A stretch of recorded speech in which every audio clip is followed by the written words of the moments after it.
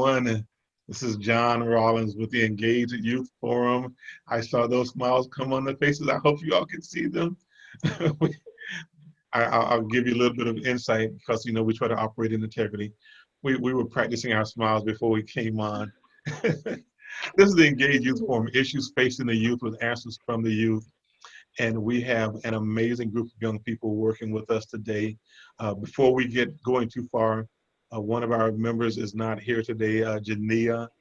And the reason that she is not here today, it is her birthday. So can we all tell Jania happy birthday in case she sees the video? Happy Happy Happy birthday, birthday. birthday. Jania. We miss you. I hope you're having fun. Eat a piece of cake for me. All right. So the Engaged Youth Forum, issues facing the youth, the answers from the youth. Remember, this is a personal blog. These are a group of young people who are giving of their time to give some insight on things that may be affecting the youth, things that may be affecting them personally or people in their circle. They're sharing with you some ideas, some suggestions, some recommendations on things that they may have tried. We're not telling you to do something. We're saying what we would do.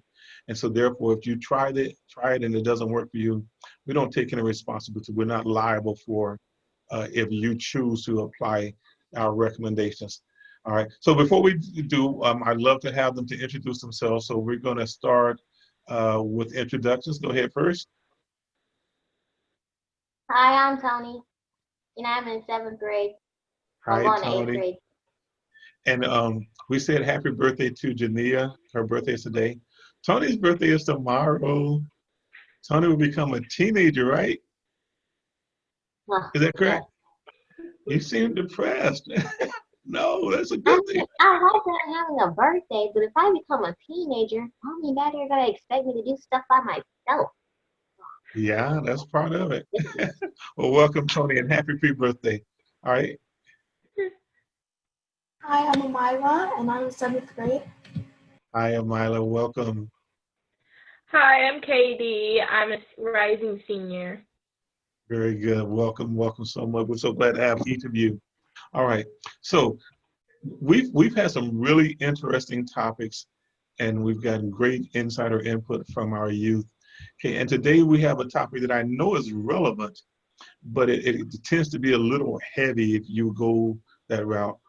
And we're talking before we came on about some of the statistics about our youth and some of the decisions they're making about how they're dealing with some of the stresses or the pressures with regards to the demands that are placed on them.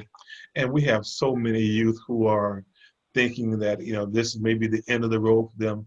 They may not want to go on anymore. And so our first question for today is, when was there a time when you really considered giving up? Okay, so this is kind of a story, but it's not a long story. So this was when I was in like sixth grade, and I had this, ugh, she was horrible. She was my reading teacher, and she like had us have so many assignments in 1 week and not even grade them, and then still say that we have the F or something like that. And I had a C minus in her class, and I was like, I know you lying, because I turned in all my work, and I still have all the graded papers, but she still said that the assignments that I turned in weren't turned in. So I was like, fine, I'll do them again, even though I showed her that she already graded them. She said that she's not going to put them in the grade book because I have to do them again. And so I was like, fine, I'll do them again. And like, there were so many assignments though, and I was like, you know what? I just want to fail this class because I'm just going to switch classes because she's just too much for me. And I remembered all my friends are in that class. And then, well, if I fail that class and decide to switch to another class, I'm not going to really learn anything. And plus, college people are looking at my grades right now. So if I fail a reading class, they're going to be like, oh, I don't want her here. She's not good at reading. So I was like, let me just do these stupid assignments. Or I'll email the principal and say that she won't let me give her the grades that she already graded and put them in the grade book. So then she got in trouble and I got my grades. See, think first. Don't work harder. No, work smarter, not harder. And that's what it is. All right, Tony. All right, thank you. So, Milo, what about you? A time when you were really tempted to give up? Well, I guess every time there's like really hard tests or there's times where the FSA or the SAT comes around, it's like you kind of want to give up on some of those questions because they're really hard or you don't know what to do with them, and you kind of just want to give up on the whole thing and just lay your head on the table. So yeah, that's basically sometimes what happens, but you just have to keep doing it so that way you can get a good grade and people can see that. Okay, thank you. Karma, KD. Um, a time where I was gonna give up was probably this school year. It really was, because I've always said that your junior year is always your hardest year in high school, and I feel like on top of this year with the quarantine and everything, you start to feel overwhelmed. And if you're stuck in the house with your family, you tend to be aggravated, like just get built in. So I got overwhelmed, and I felt like I didn't want to deal with that stress anymore. So from what I've heard from all three of you, school has been a key piece of adding pressure to what's going on. So But then you factored in some of the other things that are going on now, being isolated from your friends, social distancing, stay at home, not being able to go out and go to Burger King or to the mall.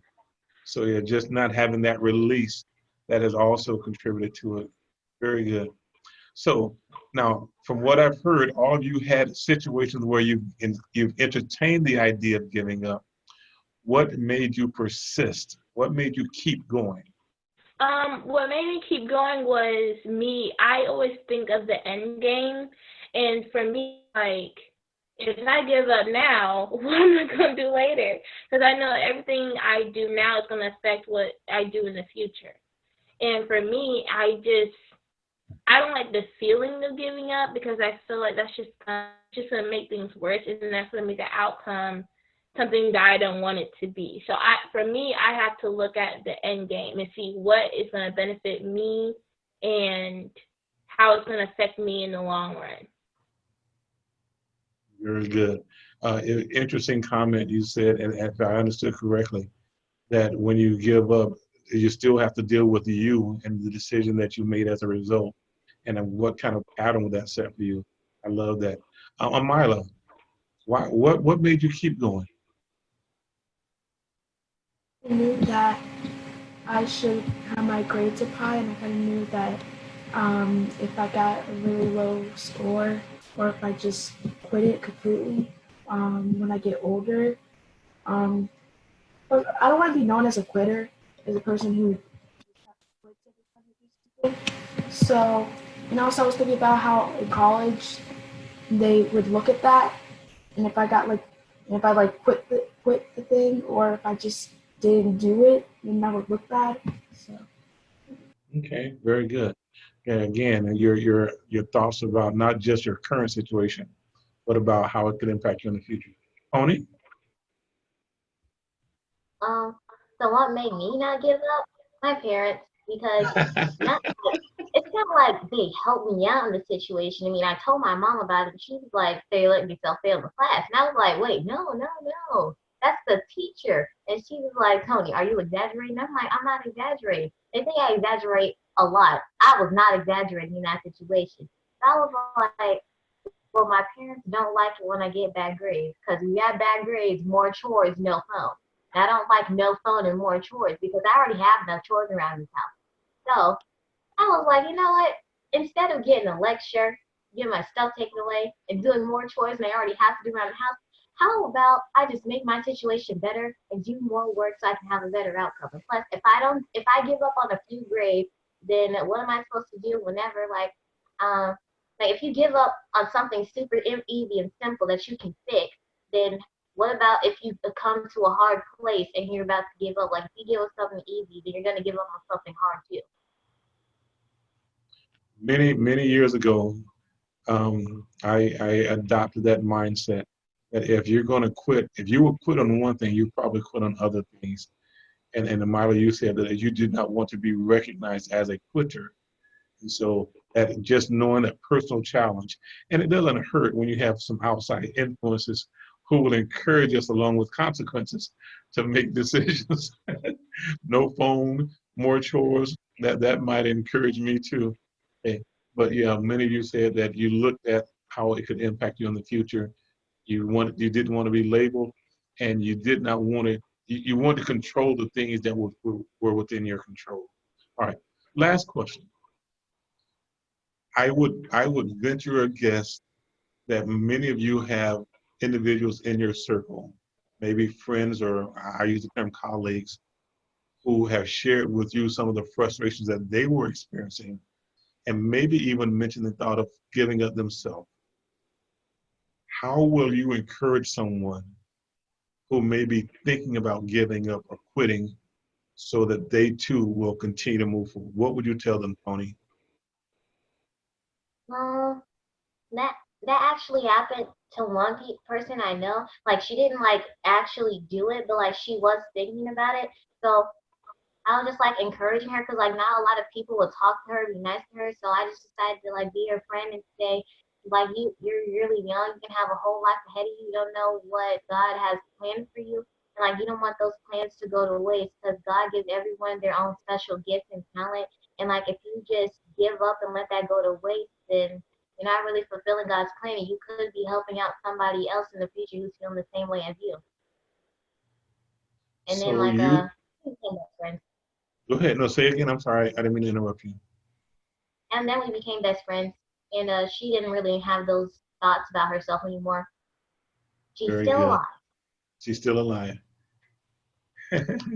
All right. So you directed her to something bigger than herself. All right. God may have something more in store for you, and you may not get a chance to see it if you quit here. All right. What about you, Amila? Well, I've never had like a friend to come and tell me to give up on life or anything like that. So it might it's not gonna be like anyone else is kind of like that. But there's been times where some of my friends might want to give up on different things, and you just gotta tell them to keep going for it. And just if you give up, you might not learn that you can actually do it. And if you give up, you're not gonna be able to do it if you actually can. So Yeah. Well, sorry, you guys. Um, so what I understood is if you give up, you will never know what your potential could be. Not giving yourself a shot to at least give a try. How would you encourage someone who was contemplating quitting, giving up? Well, what I tell my friends specifically is something like outside of school. I tell them that, well, this could also apply to them being in school too, but I always tell them that there's always light at the end of every tunnel. I really tell them this because that's something like you have, for me, it's like this. In school, you work hard now, you can play hard later. So for me, that's like if you just continue to have focus on your stuff, you will be able to be happy and feel good about yourself. Outside of school, I try my best to be there, give encouraging words, and try my best to steer them in the right direction. But I mean, this past year, I had a friend at my school that actually did commit suicide. Every time I see him, he had a smile on his face, always laughing, and I would talk to him. But you never know what's going on at his. So honestly, my words just to give even if it's just a smile, just do something kind to them. It's so interesting, and we're going to wrap it up. But it's so interesting that you say that the person, when you saw them, they seemed happy, they seemed outgoing. We have so many people, and these are youth and adults, who walk around with a mask on their face. They are portraying one thing on the outside, but on the inside, they're being eaten up with their fears, with their regrets, with their habits. And so that's why it is imperative that we're always kind to each other. You never know what somebody's dealing with at home. They come to school because school is a way for them to get away from their home life. And you may be, Tony, you said you the other person wasn't that didn't have many friends, and so you made the effort to go out and reach that person, and you all became good friends. Sometimes we could be the ones who could make the difference between someone giving up and trying to end their life or having a better outlook because of how we interact with that person. So I applaud you all for all the things that you all are doing and for the way that you're living your life as an example. So good all. Thank you all. Good job for you all. All right. So this is the Engaged Youth Forum, answers issues facing the youth with answers from the youth. And once again, you've heard our young people give some really thoughtful, insightful answers to the questions that we have. They are amazing thinkers, and they have a mind, and they're not afraid to use it. All right. So if you've had someone today, if you've not had someone today to come in to affirm you, to remind you of just how great you are, to remind you just how valuable you are, to let you know that if you were not here, the world would not be the same, please give us the privilege of letting you know that today, not only today, but tomorrow and forever. One, two, three. You You are are important. important. This is the Engaged Youth Forum. You all be blessed, and hopefully we'll see you all next week. Bye.